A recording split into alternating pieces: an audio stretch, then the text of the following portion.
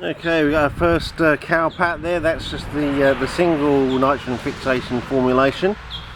And then over here, if I can get the thing over at this point over there, I'm going to in this area here, I'm going to put in a triple nitrogen fixation form, which should go really dark brown once it's been washed through.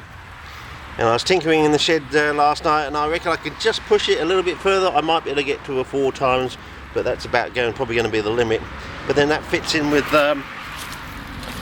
what I said about 15 years ago, talking about that, you know, the natural size of Venus flytraps is about 3.25 inches in the wild, and pushing something biologically by a factor of 2 is not too much of an ask.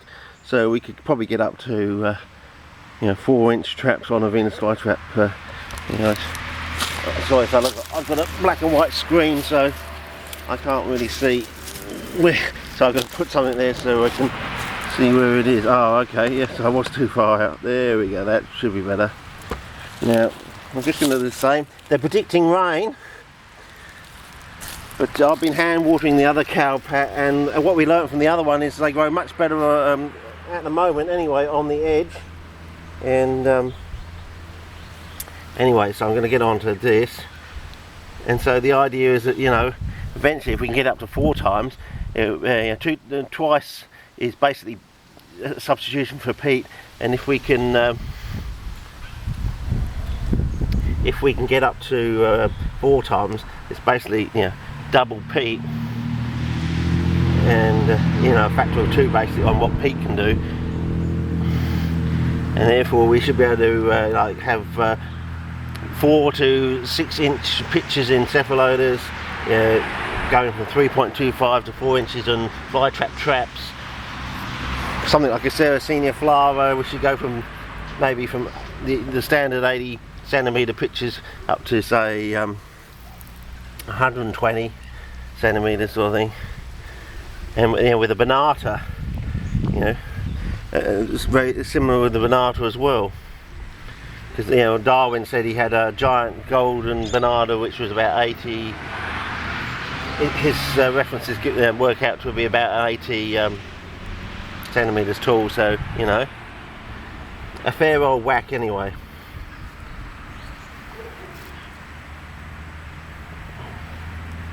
And as I said, the idea is now is to plant around the thing. I'm going to probably put candles around one side with spaces in between for plants, and I may even try tonight to plant some in the soil as the rains come, to see whether we can go straight into, even though this is hot at the moment, so whether you can actually just plant them in before it's even been washed through, so as the material gets washed out, whether you can do that. Otherwise you've got to just wait too long, I would say, you know. You don't want to wait for a few, you know, washouts with the rain. You want to get straight onto it. You know, like you're on a set and forget sort of system. That's the dream. I mean, maybe you gave up on the dream, fellas, but I never did. Mainly because I'd seen, as I said, I'd seen plants caught by quarantine, you know, by customers and everything. And one, they had this weird look to them. They almost looked like they were plastic. You know, you think, and also, you know, they had, you know, trigger hairs the size of cactus spines, basically, you know. You think, whoa, that's different.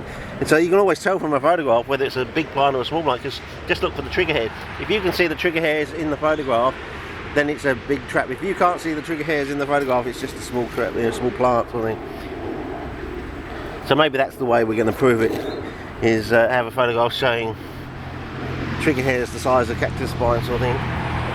But as I said, we should be able to go beyond that. You know, that was just wild stuff I saw, you know. Eventually, if we can get up to like a 4 times nitrogen fixing formulation, we should, in theory, be able to get plants that will produce traps that have, you know, traps that will have trigger hairs, you know, in the robustness and size of, you know, your basic cactus spines. You know what I reckon you understand what I'm talking about. I think everyone's seen, you know, the standard cactus spine sort of thing. But, you know, trigger hairs on that sort of stature and robustness, and, you know what I mean. something you can actually see, and you think, oh gee, that really is a trigger hair. And then you ask the question, well, what sort of insect is going to trigger what sort of insect is going to trigger a trigger hair of that sort of stature? And then I say, well, it's going to be an insect of around the 2.25 inch size, you know, an inch ant basically.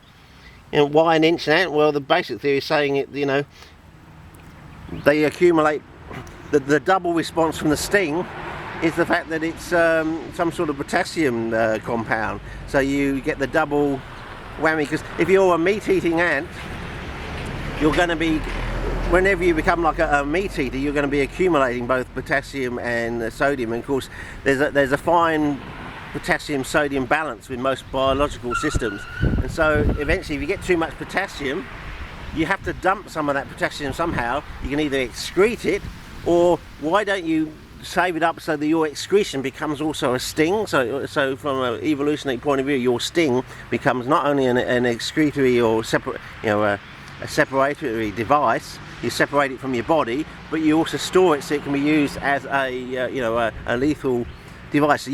So you put the dangerous potassium accumulation from your body into some other insect's body and kill them that way, in a way.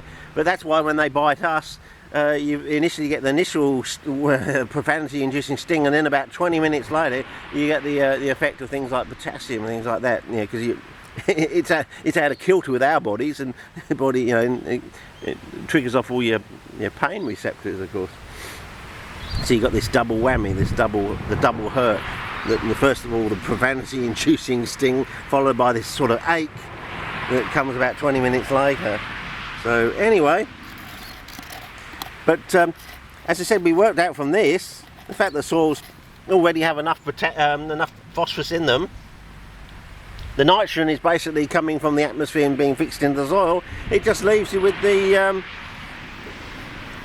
drive is for potassium to cope with these heavily nitrogen fixing soils, which are in some way, because they're glade podzolic soils, are in a way toxic to quite a lot of plants. So in order to overcome that, they eat the insects, take the potassium, which helps encourage the mycorrhizae to grow along its root run, and of course the mycorrhizae protects it from desiccation, also brings in the nutrients, in other words the increased nitrogen in the soil from this nitrogen fixation process, and therefore they can then move out, you know, through the soil into even more toxic soils that the other plants can't cope with, sort of thing. So you can see it's like a double positive feedback cycle. You know, the carnivorous plants are eating insects so they can actually improve their fitness and move out into places where they improve their fitness, but also keep the other plants at bay in a way. Basically they're keeping the resources to themselves in a way by making use of insect predation. Well, that's the theory in a nutshell, but of course the proof comes from showing that the nitrogen is being fixed using your cuprous ammonium sulfate reaction to show, you know, when you change the formulation, you can see the increase in the cuprous ammonium sulfate, the colour change, which follows the Beer-Lambert law, of course, and you can show, you know, you make up a load of standards, and you compare the colour against your standards. You can also, you know, run it through a spectrometer, of course, but you know, you can actually use standards. You can make up physical standards. That's another way of doing it. It's an old-fashioned way of doing it, but sometimes the old-fashioned ways are the best because anyone can use the old-fashioned ways. They still work even today, and so you can make up you know, bottles or jars of coloured standards made up to known, weighed-out concentrations of ammonia, you know, compounds, and you can compare that colour to the colour that this makes, and you can work out how much in grams per litre or whatever standard you want to make it up to, is fixing from the atmosphere over time. And you can also work out how much, and you can also work out the speed at which it's being fixed, you know, how many, you know, days, weeks, months, sort of thing. And you can then graph that on a graph, and you can follow, oh, does it initially fix a lot of nitrogen very quickly and then tail off, or, you know, you can do all that sort of thing very simply just by running off a load of standards, or you can also run it through a machine. and get it even more accurate. But you know, you don't really need to do that. I mean, that's the whole point of having dots on a graph. The gaps between the dots is like a summation of filling in you're surmising that you've got a nice gradual curve between those points. It might not be so, but you can run it through machinery, and slowly you have more and more until you have a complete curve. If you really want, to spend them weeks and months just going all, having your standards all varying by very small amounts. You can actually fill the curve in physically that way if you want to do it. It's taking the Darwin approach of doing 800 plants, or taking a Newton approach or a Bach approach to things, going through every single possibility to find out the exceptions, plural, to the rule, if there are more than one exception to the rule. But that's what we do. Anyway, that's our little cowpat. Doesn't really have to be round, because as I said, what we're going to do is plant plants around it, and maybe on one side put candles and put the plants in between the candles, sort of thing. And so we can measure any growth of mycorrhizae, basically the density around the candle, and to the depth of the growth of the mycorrhizae. So one, does it grow mycorrhizae around the candle? Is it influenced by this? And to what depth does it grow down under the cowpat, sort of thing? You can do all that. Very simple experiments you can do, but you can get a lot of information, in quotes, data coming back, that you can eventually interlink to one another to make a comprehensive, detailed, interlocking theory, sort of thing. So tight eventually that it just won't probably come undone. Okay, well that's basically that, and we'll keep an eye on it. And as I said, with this other one over here, we have had problems because we've had the hottest driest May in probably 70 years, and I've had to can water. As I said, this one down here is doing quite well on the edge, showing the interzonal nature again of Dioneer. I've just put another one in there last night, so I've actually put it in there on purpose. These ones are just hanging on, but we're still waiting for the rain. There's the cape there, not doing too well, going directly in the cowpat. Maybe I need to plant one down here in the same fashion as that one there. This outlier out here is not doing too badly, small plant, but as again, got to hand water it, waiting for the rains to get here. See, once the rains get here, all this soil will stay damp right through the whole season. That's why we had the wet and the dry. So this will all stay damp right through and up until about the 3rd week of October. Then it will dry out for 2, 3, 4 days, and that's when all the bulbous, cormous, tuberous plants of Australia go into dormancy. It's that trigger of 3 or 4 days of the surface horizon being dry, consistently dry, then they go into dormancy. But once the rains, proper rains get here, all this surface soil will remain damp right through.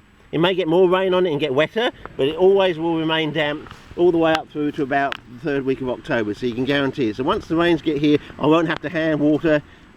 I can just set and forget it and just watch these plants grow, basically. But at the moment, I'm having to water around in a ring and water the odd plant here and there if necessary. But anyway, so hopefully once the rains get here, that will get washed through and it should become a lot browner, about 3 times as brown as this one. You can see the brownness there. Well, this one, if the theory is correct and it's fixing 3 times as much nitrogen, it will become 3 times as brown as that.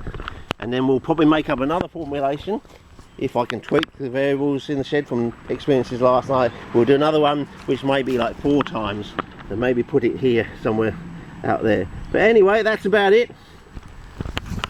Another sunny day at the office with darkage coming in on the distant skyline.